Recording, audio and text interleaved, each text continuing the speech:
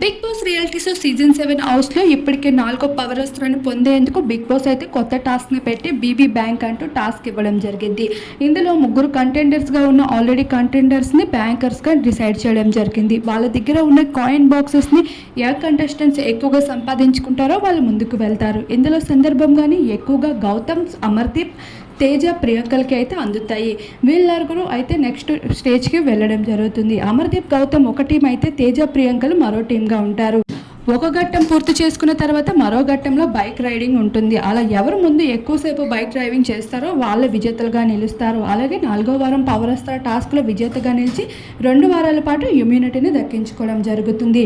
మరి ఈ టాస్క్లో ఎవరు విజేతలుగా నిలిస్తే బాగుంటుంది అనిపిస్తుంది. పల్లవి ప్రశాంత్ చివరి వరకు ట్రై చేసినప్పటికీ తనకి మాత్రం ఏ ఒక్కరు కాయిన్స్ పెద్దగా ఇవ్వలేదు. అలా శివాజీ సైతం దానికి కాయిన్స్ ఇవ్వలేదు. ఇలా ఏ ఒక్కరి దగ్గర నుండి కాయిన్స్ రాకపోవడంతో పవర్ స్టార్ దక్కించుకోవాలని ఎంతగానో ట్రై చేసిన పల్లవి ప్రశాంత్ 4th వీక్ కూడా కంటెండర్ కాలేకుండా ఛాన్స్ అయితే పోయింది తనకి.